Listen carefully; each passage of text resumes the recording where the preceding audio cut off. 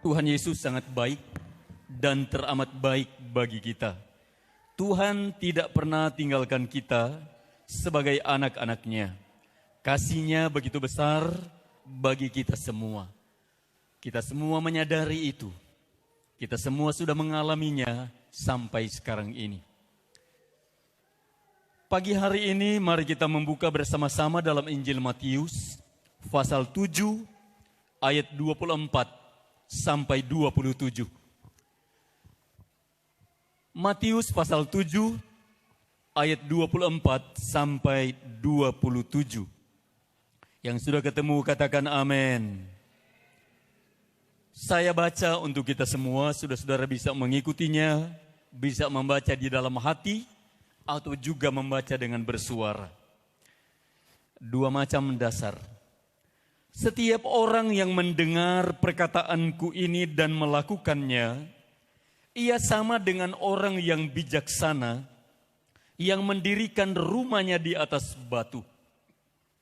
Kemudian turunlah hujan dan datanglah banjir, lalu angin melanda rumah itu, tetapi rumah itu tidak rubuh sebab didirikan di atas batu.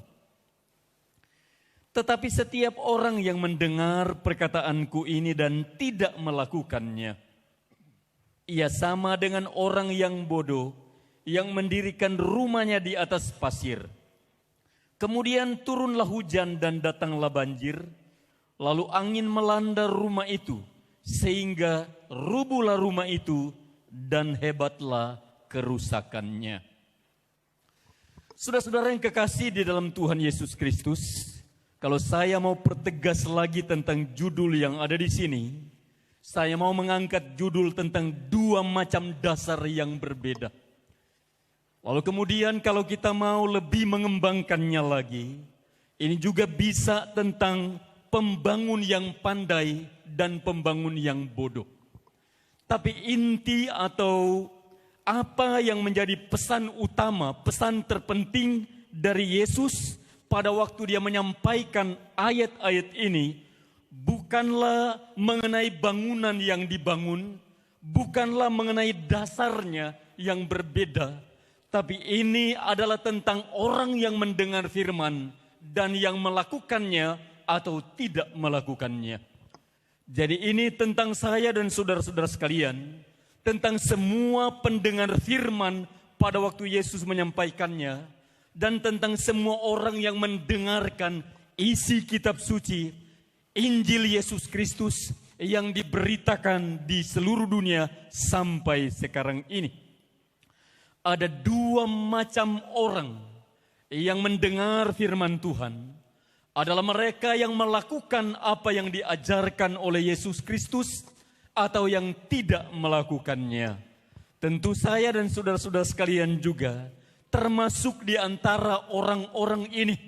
Tapi sebagai orang percaya, mari kita mau mengambil sebuah keputusan untuk menjadi pendengar firman dan yang melakukannya. Kita tahu apa yang disampaikan dalam Injil Matius 7 ayat 24 sampai ayat yang ke-27 ini adalah bagian akhir dari khotbah Yesus di bukit. Setelah dia mengajarkan ajaran-ajaran luar biasa, mulai dari pasal 5 sampai pasal 7, maka di penghujung ajarannya, Yesus menyampaikan ini, yaitu setiap orang yang mendengar perkataanku ini dan melakukannya, ia sama dengan orang yang bijaksana, yang mendirikan rumahnya di atas batu. Orang-orang yang mendengar firman Tuhan dan yang melakukannya, Yesus mengumpamakan mereka bagaikan pembangun rumah yang bijaksana yang mendirikan atau membangun rumahnya di atas batu. Dan Yesus katakan di sini, kemudian datanglah banjir, turunlah hujan, dan angin melanda rumah itu, tetapi rumah itu tidak rubuh sebab dibangun atau didirikan di atas batu. Tetapi kemudian apa yang Yesus katakan, yaitu tetapi setiap orang yang mendengar perkataanku ini dan tidak melakukannya, ia sama dengan orang yang bodoh yang mendirikan rumahnya di atas pasir. orang yang mendengar firman Tuhan tapi tidak melakukannya, Yesus umpamakan mereka bagaikan pembangun rumah yang bodoh, yang tidak membangun di atas batu, tapi digambarkan bagaikan pembangun rumah yang bodoh, yang mendirikan rumahnya di atas pasir. Angin, hujan datang, banjir melanda rumah itu, dan hebatlah kerusakannya. Tentu yang mengalami kerugian adalah pembangun rumah itu yang tidak bijaksana dalam membangun rumahnya. Tapi begitulah juga dengan orang yang mendengar firman Tuhan dan melakukannya. Dia diumpamakan bagaikan pembangun rumah yang tidak mengalami kerugian apa-apa karena angin, hujan, badai, banjir tidak membawa kerugian di dalam kehidupannya, dalam iman percayanya, karena dia melakukan setiap firman yang diajarkan oleh Kristus. Kita tahu sebagai orang-orang percaya bahwa mulai dari gereja mula-mula sampai sekarang ini, perjalanan orang-orang percaya di atas bumi ini, perjalanan orang-orang yang mengikut Kristus di atas bumi ini, telah mengalami banyak tantangan yang luar biasa dari gereja mula-mula sampai sekarang ini. Pada waktu gereja mula-mula, setelah Yesus naik ke sorga dan Injil mulai diberitakan oleh para rasul dan semua orang percaya, maka ada begitu banyak orang yang diyakinkan menjadi percaya pada Yesus, menerima Yesus sebagai juru selamat mereka. Tapi kemudian Kekaisaran Romawi yang berkuasa atas seluruh dunia pada waktu itu telah mendatangkan tekanan yang luar biasa karena mereka telah menjadi bagaikan banjir, bagaikan badai yang mau menghancurkan pembangunan umat percaya akan Tuhan di atas bumi ini. Tetapi Alkitab telah menerangkan atau Yesus telah mengingatkan terlebih dahulu kepada murid-muridnya bahwa jika mereka mendengar firman Tuhan dan melakukannya, banjir dan tofan yang datang tidak akan membuat mereka mengalami kerugian di dalam iman, karena mereka yang menjadi pelaku firman akan tetap dipelihara oleh Tuhan, dan kalaupun kehilangan nyawanya oleh karena Injil Tuhan Yesus Kristus, maka mereka akan mendapatkannya kembali pada waktu Yesus Kristus datang. Tapi orang-orang yang mendengar firman Tuhan dan tidak melakukannya, ketika tekanan dan penganiayaan datang, ketika badai dan tofan dunia ini melanda, kemudian mereka menyangkal iman dan tidak mentaati firman Tuhan, maka mereka akan mengalami kerugian besar secara rohani, karena mereka akan kehilangan kesempatan untuk menikmati berkat luar biasa yang Tuhan sediakan dalam kekekalan. Barangkali tubuh mereka tidak apa-apa, tidak dihancurkan, tidak dibinasakan, tetapi jiwa mereka akan binasa sampai selama-lamanya. Dari firman Tuhan ini, kalau kita belajar, Yesus mau mendorong semua orang percaya untuk menjadi pelaku firman-Nya di atas bumi ini. Kita tahu bahwa sekarang ini Kekaisaran Romawi sudah tenggelam, sudah tidak ada. Dia tenggelam begitu saja pada waktu itu. Hilang begitu saja kekuatannya dan pengaruhnya yang luar biasa secara pemerintahan. Tidak ditaklukkan oleh siapa-siapa. Hilang dan tenggelam begitu saja. Tetapi cobaan dan tekanan terhadap pemberitaan Injil Tuhan Yesus tentang perkembangan umat percaya yang menjadi pengikut Kristus di atas bumi ini masih terus ada sampai sekarang ini. Tekanan itu datang dari kuasa-kuasa setan yang dapat memakai berbagai cara untuk membawa kerugian bagi anak-anak Tuhan. Tapi semua yang menjadi pelaku firman tidak akan mengalami kerugian apapun. Alkitab menerangkan di sini tentang semuanya itu. Karena itu mari kita mau jadi pelaku firman.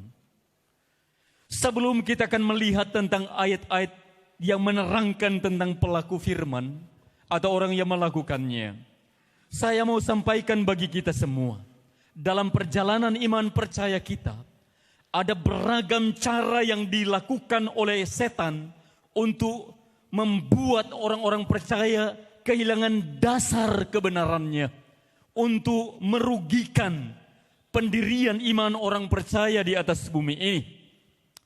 Cobaan itu bisa datang dalam bentuk penderitaan, bisa datang dalam bentuk penganiayaan di beberapa tempat, tapi bisa datang dengan cara yang mungkin bagaikan angin yang sepoi-sepoi yang membuat seekor kera tertidur dan jatuh dari pohonnya.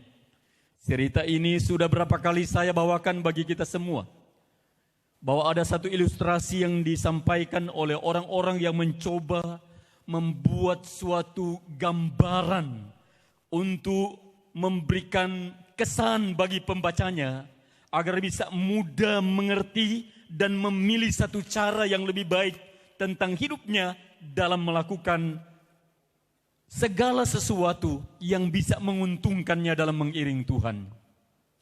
Seekor kera di atas pohon, ketika badai itu datang, dia tetap berpegang erat pada dahan-dahan pohon, bahkan sampai berpegang mungkin pada pohon itu. Tapi ketika badai meredah, dia melepaskan tangannya. Angin-angin sepoi pun datang.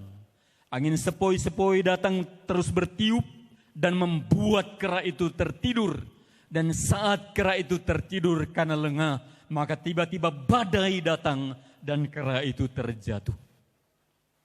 Cerita ini walau sangat sederhana dan mungkin sudah konservatif atau kuno, tetapi cerita ini masih dapat dipakai untuk membawa orang-orang percaya hidup lebih berhati-hati di atas bumi ini.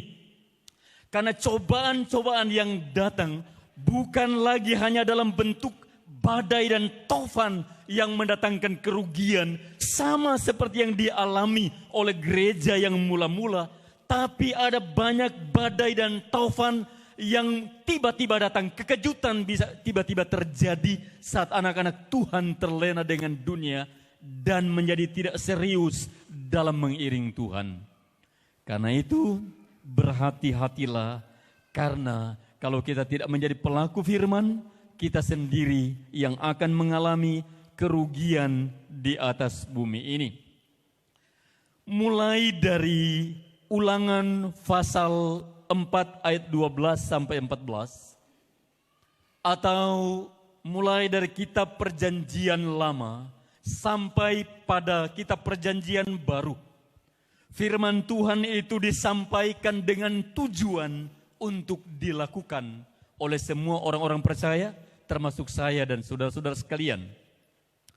Ulangan 4 ayat 12 sampai 14 berkata, lalu berfirmanlah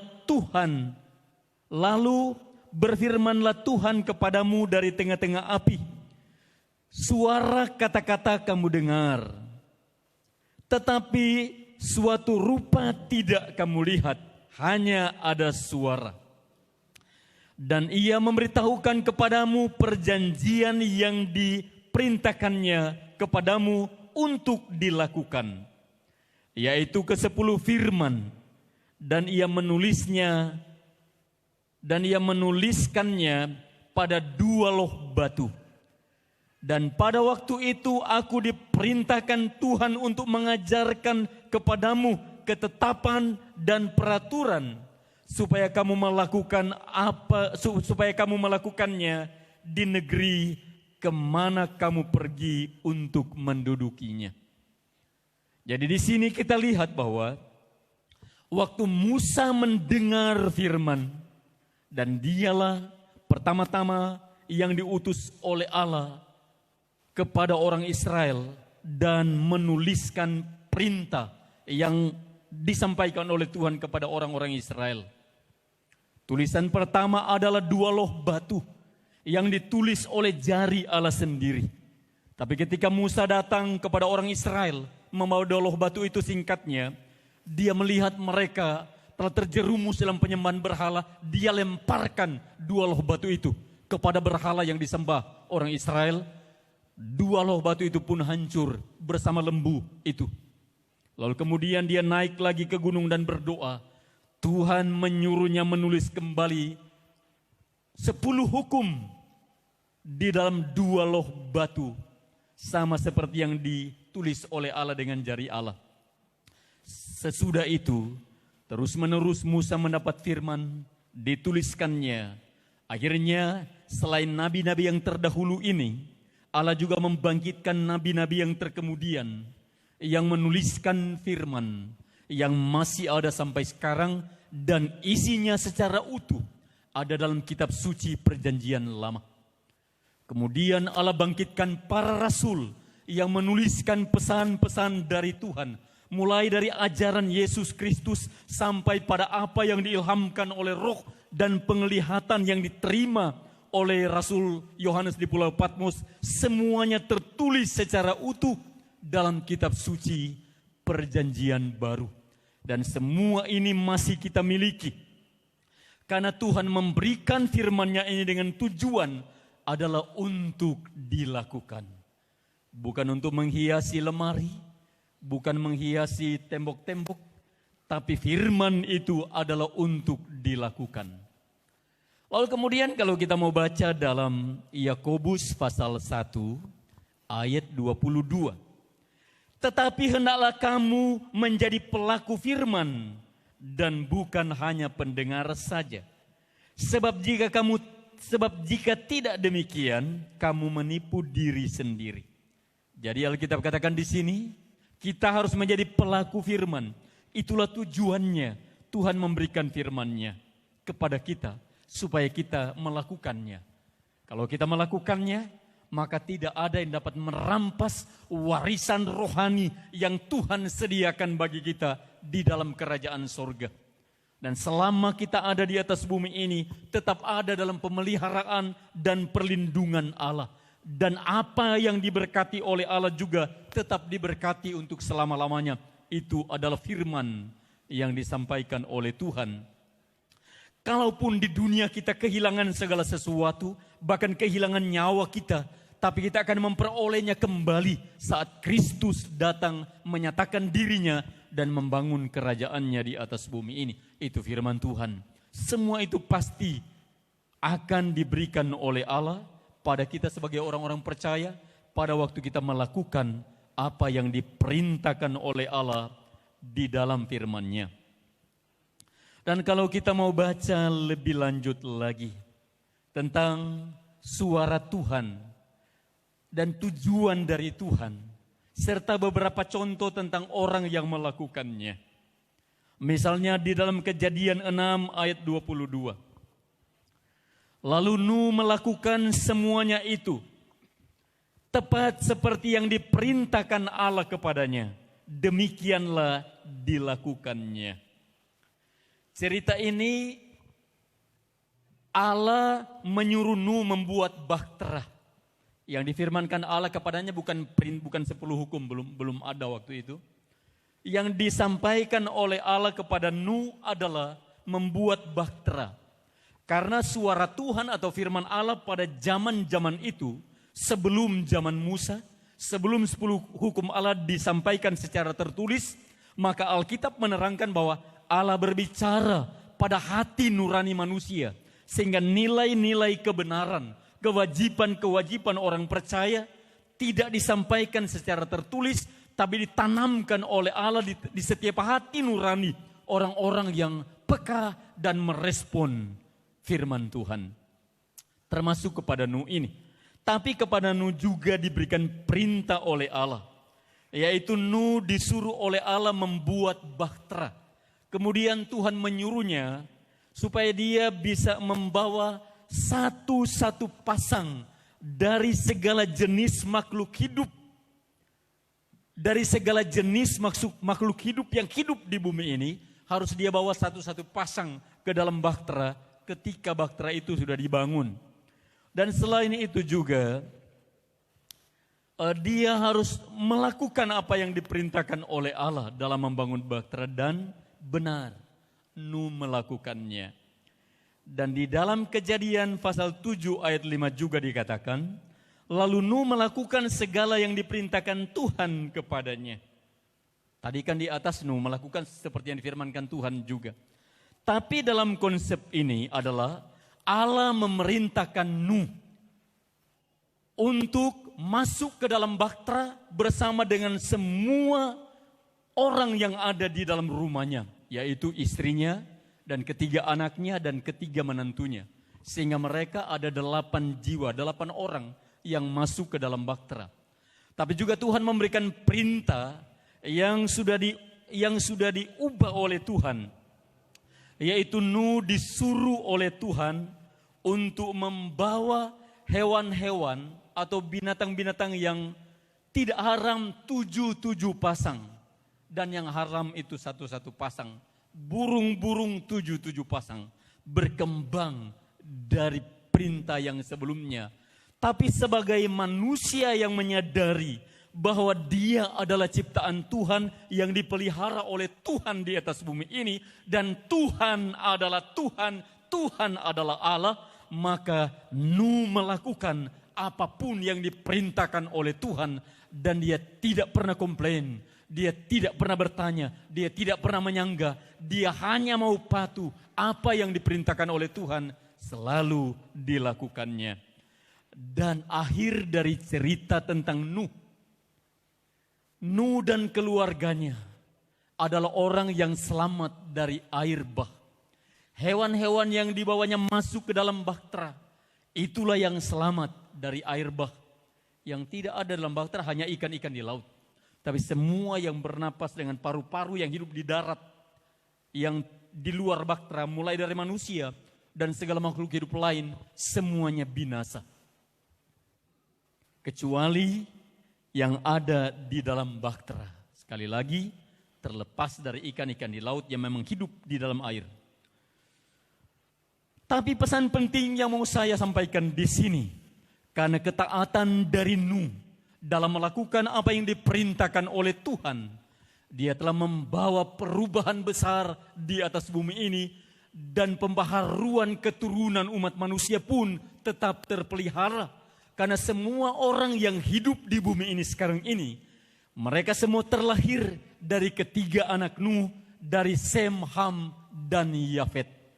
Kalau kita mencermati ras kehidupan manusia di bumi ini, selain dari perkawinan silang atau kelahiran campuran, maka hanya ada 3 ras yang jelas di atas bumi ini, dari Sem, Ham, dan Yafet. Semua itu telah terjadi sesuai dengan apa yang difirmankan oleh Tuhan. Ketaatan Nuh telah membawa hal yang luar biasa, baik untuk dirinya sendiri, keluarganya, dan seluruh penduduk dunia. Bahkan kehidupan di atas bumi ini, termasuk bumi tempat kaki kita berpijak sekarang ini, masih tetap terpelihara oleh karena ketaatan Nuh pada Tuhan. Kita harus ingat apa yang difirmankan oleh Tuhan melalui Amsal 13 ayat 13. Siapa yang meremehkan firman, ia akan menanggung akibatnya. Tetapi siapa taat kepada perintah, akan menerima balasan. Itu adalah firman Tuhan. Orang yang meremehkan firman, ia akan menanggung akibatnya. Tapi siapa yang taat pada perintah, akan menerima balasan. Terjemahan bahasa Indonesia masa kini berkata, orang yang meremehkan ajaran Tuhan mencelakakan dirinya. Orang yang taat kepada hukum Allah akan mendapat upah. Mari kita mau lakukan firman, mari kita mau taat pada Tuhan, karena upah akan kita terima dari Tuhan sebagaimana yang difirmankan oleh Tuhan. Melalui firman Tuhan ini, saya dan saudara-saudara sekalian dan semua orang percaya yang dimulai dari zaman Yesus Kristus sampai sekarang dan mereka yang akan datang, semua didorong oleh Tuhan untuk menjadi pelaku-pelaku firman. Karena jika kita tidak menjadi pelaku firman, maka kita sama dengan pembangun rumah, sama dengan orang yang membangun rumah, yang mendirikannya.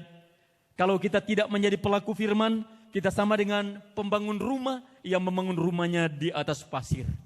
Cobaan dan badai dunia ini akan bisa mendatangkan kerugian bagi kita, sehingga kita menderita kerugian secara rohani, bahkan mungkin kerugian secara materi. Tetapi kalau kita menjadi pelaku firman di atas bumi ini, tofan badai dunia ini tidak dapat mengambil ketaatan kita kepada Tuhan, karena kita menjadi pelaku firman, sehingga apapun yang terjadi tidak akan membuat kita kehilangan iman. Iman kita akan tetap kuat menghentar kita sampai kita masuk